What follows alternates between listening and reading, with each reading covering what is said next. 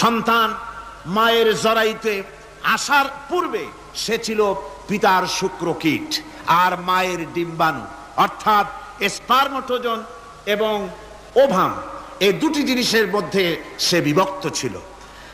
মায়ের বক্ষপিঞ্জর এবং পিতার পৃষ্ঠদেশ থেকে সবেগে নির্গত এক ফোঁটা পানি দিয়ে আমি আল্লাহ পাক তোমাকে সৃষ্টি করেছি।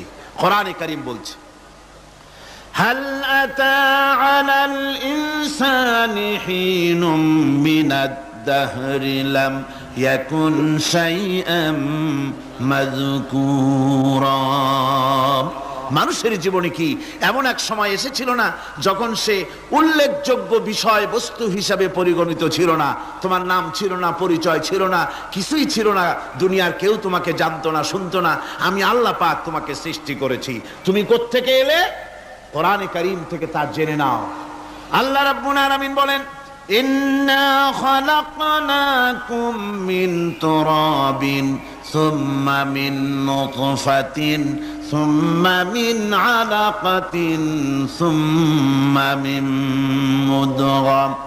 আমি রব্বুল আলামিন তোমাকে সৃষ্টি করেছি, মাটির উপাদান দিয়ে তৈরি করলাম।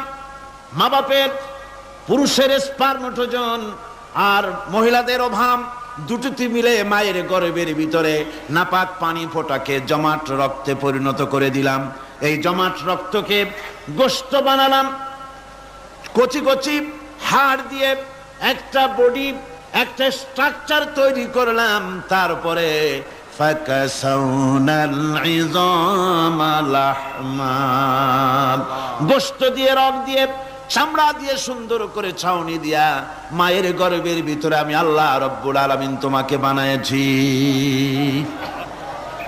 মায়ের পেটের ভিতরে ফি কারারিম মাকিন, একটি সুরক্ষিত জায়গায় তোমাকে আমি রেখে দিলাম, যেখানে কোনো রোগ, কোনো জার্ম যেখানে পৌঁছতে পারবে না, কোনো অসুবিধা হবে না।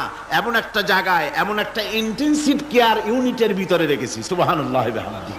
একটা ইন্টেনসিভ কেয়ার ইউনিট যেখানে কোনো রকমের কোনো জার্ম প্রবেশ করে বা করবার কোনো ক্ষমতা নাই কারো। এমন একটা যে একটা প্যাকেট, সুন্দর একটা প্যাকেট, একটা কভারের মধ্যে তোমাকে তৈরি করা হলো মায়ের পেটের মধ্যে। তারপরে আজকে তুমি কুফরি করতেছো, আজকে আমাকে অস্বীকার করছো।